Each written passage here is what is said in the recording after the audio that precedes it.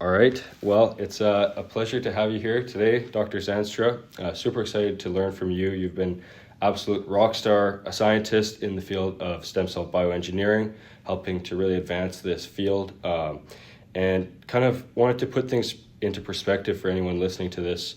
The stem cell market is expected to reach $31.6 billion by 2030. This is due to breakthroughs in cancer, immunotherapy, organ regeneration, neuroscience, among a host of other disciplines. And some scientists estimate that at least 1/3 of individuals in their lifetime could benefit from regenerative medicines. And behind this are the scientists. So scientists such as Dr. Peter Zandstra, who we're meeting with today, have done innovative work helping to grow, manipulate, and translate stem cell therapeutics into life-changing therapies. And you've done this kind of from advancing universal T-cell therapies as well as mentoring the next generation of bioengineers. And this has been instrumental in bringing regenerative medicine to the forefront of science and healthcare.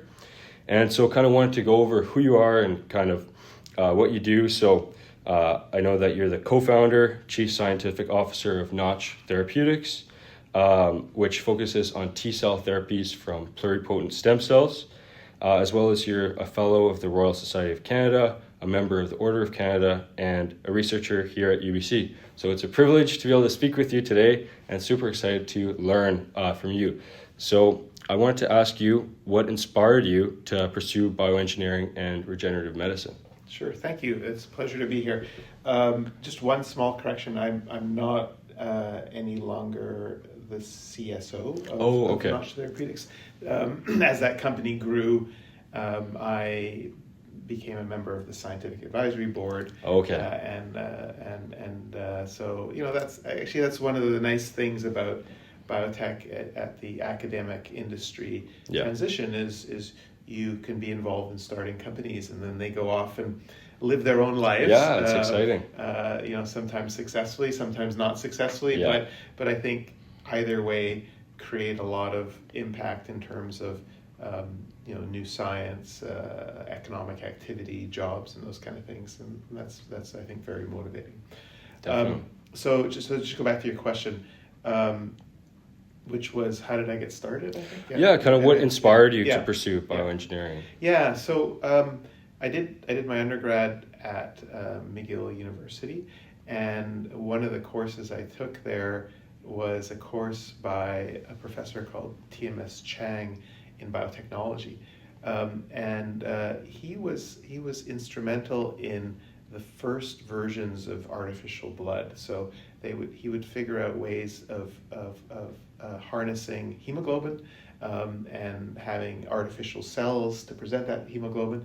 And as an engineer, I thought this was really exciting because, in chemical engineering, which is my background, most of the job transitions were into things like oil and gas and pulp and paper. But this example that I had in biotechnology at McGill really opened my eyes to new ways that engineers can contribute to the life sciences and health sciences. Now, of course, that's much more common and much more prevalent nowadays. And I think given that how biology and medicine is becoming so strongly technologically based, there's a great role for engineers and leadership in the area, and that continues to motivate me. Well, yeah, I guess you kind of got into it when it was just first developing as a field and kind of really opportunity to grow, and as you said, it keeps growing today with all the technological advancements as well. So thank you for that answer. And I wanted to kind of follow up on that and ask you, what are some of the challenges that you faced in your transition to leadership, such as being like the founding director of School of Biomedical Engineering or co-founding various companies? Yeah. I mean, leadership has lots of challenges, for sure. For me, I think part of it is coming to a recognition that I have certain strengths and that a really important part of leadership is working with teams so that everyone's strengths can come together as a group to move an organization forward. My focus tends to be more on strategic or scientific aspects, because that's where my knowledge base is. But working with people who are good at operations, good at finance, good at all the other things that need to happen for an organization to be successful is really important. And that's also one of the pleasures of leadership, is that you get to work with people who complement your strengths, and it makes you better, and it makes the result better. And that's, I think, really exciting for that. And kind of wanted to dive more into the science behind stem cells and regenerative medicine now, and if you could just explain kind of the basics of stem cells and that promise that they bring for medicine. Sure. So stem cells are, the definition of the stem cell is a cell which can divide while maintaining its developmental potential. There's different types of stem cells. There's stem cells that are tissue specific. Examples of those include the blood-forming or hematopoietic stem cells that we work on quite a bit. In the neural system, there are stem and progenitor cells as well. And then there are cells that are more potent, so-called embryonic stem cells or pluripotent stem cells that can be derived either from discarded embryos or now are often derived from reprogrammed cells, so cells that are have certain genes put in them that bring them back to a stem cell state. And so, one of the exciting things about these cells is their ability to make differentiated functional cells. Blood stem cells make T cells, and all the cells of the immune system. Pluripotent stem cells, in theory, can make all the cells in the human body. And so when we think about the major health challenges facing Canadians and people across the world, many of those health challenges are degenerative diseases, whether they're cancer or genetic diseases or other types of diseases. And the ability to think about replacing damaged cells with new cells and thus being curative is really an exciting premise of regenerative medicine. I think we've moved also on to other therapeutic approaches beyond using cells as therapeutics, but also thinking about how we can manipulate cells inside our bodies using genetic or molecular therapeutics. But a lot of the ability to do that over the longer term requires targeting the right cell, and often targeting a cell that will be there for a long time, and those are often stem cells. So I think there's a lot of potential in that area, and we're seeing that potential starting to come into clinical trials now. So it's very exciting. It is very exciting. And going along with that, like when you have these pluripotent stem cells, I know that your research has focused a lot on kind of manipulating the microenvironment to influence that stem cell behavior. Can you tell us a little bit more about how you guys do that? Certainly. So when you think about a cell that is pluripotent, it really has no functional capacity in terms of a therapeutic at that stage. So there's really two ways to get it to become a functional cell. One is you engineer the cell itself, so you would use synthetic biology or other approaches to put in genes into those cells to get it to move in certain directions. The other way to do it is to mimic the way it happens during development, which is engineer the environment around it to make the cell think that it's going through a developmental trajectory. And so we use cytokines and growth factors, engineer niches, microenvironments made up of extracellular matrix proteins, bioreactors to control the time and space and presentation of molecules. And really what we're doing there is we're mimicking what we think the developmental signals are that the cell would normally go through, hopefully in an accelerated manner, to get the cell to go from a pluripotent cell stage, which is normally a cell which should be found in the inner cell mass to a specific cell type. And I was noticing that like a lot of this research involves computational modeling, and I know that in neuroscience too, it's becoming so important, these modeling systems. And I was wondering if you could tell us a little bit more about how computational modeling fits into the work that you do. Absolutely. So, computational modeling is a fundamental tool that we use. The reason is multifold, actually. One is, as engineers, we like to understand the system, so often models help us test our understanding of the system. It also helps us to accelerate research because we can test many different conditions at the same time in silico, outside the body, to see which ones may be most promising to test experimentally. I think as we move into new types of models that use machine learning and other types of technologies, we're getting better at building and incorporating multi-scale models.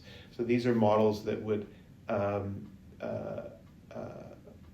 bridge from molecular networks right to cell and tissue and organ and even organismal effects. And I think those models are really exciting because, the more we can do in silico, the quicker we can do things, and the more we can de-risk the types of experiments we do. So that's the way we approach modeling. Wow, that is so interesting. I had never heard the term for in silico, but I really like that. You got in vivo, in vitro, in silico. It makes sense. Yeah. And I imagine that those computational modeling processes are developing rapidly, and I mean that must be such a big help for you guys. So it was really interesting to hear about that.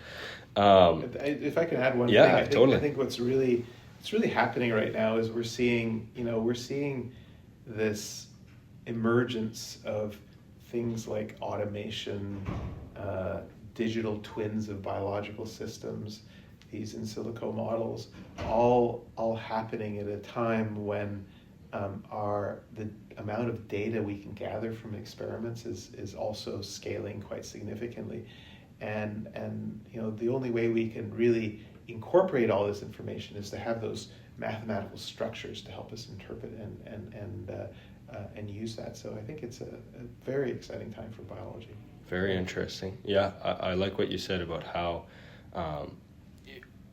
we are able to get so much more information from the experiments now, and then that probably helps train these models so much quicker as well. Absolutely. More of a general question, I wanted to ask you, what breakthrough in your research are you most proud of? The real answer to that question is usually the most recent one. Yeah. It's like if you ask me what my favorite movie is, it's also the last movie I saw. An example of a really exciting breakthrough, which we had at the end of last year, was we are the first team to be able to make helper cells out of pluripotent stem cells and control the ratio of CD4 and CD8 cells out of these systems. And that's a really, it's been a big challenge to understand fundamentally how that switch between CD4 and CD8 happens during T-cell development. But through the work of a postdoc in the lab and Ross Jones and collaborations with Megan Levings and Kevin Salim and in her group, we've really started to be able to control that. And I think that opens up all kinds of new applications. So that's what I'm excited about right now. But hopefully talk to me in a few months and I'll tell you another story. Totally, yeah. Congratulations. That is amazing. I mean, I didn't know that you guys were the first ones to be able to do that differentiation. That's pretty incredible. So congratulations on that. And what do you see for the future of stem cell therapies in neuroscience? What do you think are the biggest opportunities in neuroscience specifically? Yeah, there's a lot of interesting things going on in neuroscience. There was a paper that came out just this month, I think, in Cell Stem Cell that reviewed all the ongoing clinical trials in pluripotent cell therapy. And we're seeing very interesting results in diseases such as Parkinson's using stem cell therapies and stem cell systems. I was at a meeting in Copenhagen, and they talked about stem cell therapies for diseases like epilepsy. I think there's a lot of interesting applications in areas related to autoimmune disease at the interface of the neural system. MS is a good example that we and others are working on. I think there's great promise there. Still a lot of work to do, for sure. It's early days, but I think the approaches, both from modeling neurodevelopmental disease and from developing new therapies based on stem cells, either themselves as the products of those differentiations or using them as discovery tools, I think is really exciting. And adding on to that, I wanted to ask you, when you see or when you talk about these applications of stem cells in neuroscience, is this more focused on targeting these progenitor cells within the brain that already exist, or would it be adding new cells to the brain or proliferating or even changing existing cells into stem cells? Like how does that kind of work? Yeah, it's a good question. I think most of the therapies that are more advanced right now are ones where so-called cell replacement therapies, where, for example, in Parkinson's, dopaminergic neurons would be replaced with neurons that would be made in a dish or in a manufacturing system. I think over the longer term, as we understand how to control the cells inside the brain or inside the body to change their response to an aging or diseased environment and help regenerate function using either genetic or molecular signals. That's a place we're not there yet from a research perspective, but I think it's a very exciting route to go forward on. It's extremely exciting, and if I can add one more thing, the other thing that I think is an exciting area, and we just thought about it a little bit, but it's not my area of expertise, but this whole kind of brain-computer interface area and the ability to use brain organoids made from stem cells to start to model aspects of basic brain function using interfaces with artificial systems. And I think that's an exciting area that there's starting to be a lot of development. Again, not my area, so don't ask me any tough questions. But I think it's an exciting area to develop for sure. Very exciting. I've seen a lot of interesting research coming out in that area. Personally, I haven't looked into it as much, but I agree. I think there could be huge applications for those brain-computer interface, being able to use the stem cells to create those circuits and be able to study them much more easily than within the actual brain. So I totally agree with you there. And for this next section of the interview, I wanted to transition a little bit more into the commercialization side, the biotech side, and I wanted to talk to you a little bit about your work at Notch Therapeutics. So at first, I just wanted to ask you, what was your inspiration for founding Notch? Yeah, that's a great question. So maybe I'll go back and I'll talk about, I moved to UBC 7 years ago now from Toronto, where I spent most of my career before that, the 18 years before that. And one of my observations was that many of the students and postdocs that would come through my lab wanted to go into industry and often couldn't find jobs in Canada and would end up going to the US. So this motivated me and other colleagues to start an organization called the Center for Commercialization of Regenerative Medicine, which is a national center focused on bringing technologies in the cell and gene therapy space forward to create new commercial entities. CCRM has created a dozen or more companies over the years.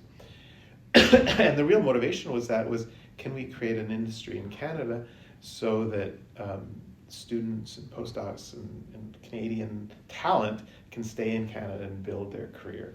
Yeah. And so this was the initial motivation that really brought that forward. Another motivation was the thought of wanting to have an impact on patients. Often, the path from the discovery in the lab to the clinic requires significant funds, especially in the cell and gene therapy space, actually in any biotech space, in the drug development space. And one way to get access to those funds is through a commercialization process. So that's a big motivating factor as well. How can we make sure that the discoveries we do actually get out and help people? With Notch Therapeutics, we had a great PhD student, Shreya Shukla, working on a project that's a collaboration with Juan Carlos Zuniga-Fluker, who was the head of immunology at U of T at that time, and Juan Carlos also had other people in his lab doing other discoveries, and this created a cluster of intellectual property and IP that allowed us to, with the support of the University of Toronto and other places, to move forward with a new technology in that area. So, might have been before its time, because it's certainly taken time to try to develop therapeutics around pluripotent derived T cells. Mm-hmm. But I think it's been exciting to see the progress in the field for sure. And can you just tell us a little bit more about what Notch does and how you use these pluripotent T cells for kind of, as I understand it, creating a universal therapeutic? Yeah, so Notch and a few other companies, Century Therapeutics, Fates Therapeutics, and others, are built on the premise that CAR Ts, chimeric antigen receptor T cell therapeutics, are effective therapeutics for certainly for liquid tumors like leukemias, and hopefully for other diseases, including solid tumors and autoimmune disease. But those therapies are quite variable when they're used, when patient-derived samples are used, and they're quite costly. And if we could develop an off-the-shelf product that we could manufacture at scale, that we may be able to open up new access to those technologies for many more patients, and also new applications that are maybe more difficult to apply patient-derived cells to. Right. So that's the premise of Notch and other companies like that. I see. And coming from your experience, what would you say to give advice for students or scientists that are interested in transitioning from academia to industry like you did with Notch? I mean, it's the, I think there's not actually that big a difference between the success of students in academia or in industry. Mm-hmm. It always goes back to asking the right questions, solving big problems, doing good science, thinking about how technology can and discoveries can be implemented in solutions that are needed by doctors, by patients. Understanding the application space there. Those are all things that I think we need to think about. And going along with that, how do you see the Canadian biotech ecosystem evolving, let's say, in the next 10, 20 years? Yeah, I mean, it's been very exciting over the last 10 years. Vancouver specifically, it has a great biotech community. It's, one of the things that drew me here for sure. We saw that post-COVID with companies like AbCellera and Stem Cell Technologies and Zymeworks and many others. The hope is that it'll continue to grow and continue to thrive. It has been a bit of a challenging few years for life sciences, not only in Canada, but across the world. And so, there's a certain amount of robustness, which I think all these communities need to develop and have developed. And it's nice to see that with that robustness, certainly within the Vancouver community. I think what I hope is that we build a big enough and resilient enough ecosystem that we can really weather these ups and downs as they go, and continue to build therapies that have an impact. Fantastic. And to finish off, what's next for you personally and professionally? Yeah, so I mean, professionally, we've moved into this new building you're sitting in, and SBME, and we're really excited now to get it working for us, to build it as a key catalyst for the community for doing good science and translational medicine. Yeah. So that's a really big goal for us. Personally, I am always very excited about the work that we're doing in the lab, and there's some really exciting work that we're doing around engineering artificial thymus, around using machine learning to model gene regulatory networks, and how these might help us to accelerate and guide development even better, both drug development and differentiation. So very excited about things. Fantastic. I just wanted to say thank you for your time and all your insights. I want to encourage anyone who's listening to please explore Dr. Zandstra's work further, follow updates from UBC, and take a look at Notch Therapeutics. Some really interesting work you've been doing, and thank you for your time, and thank you for all the advancements you've made in stem cell bioengineering. It's a pleasure. Thanks for being here. Thank you. Yeah.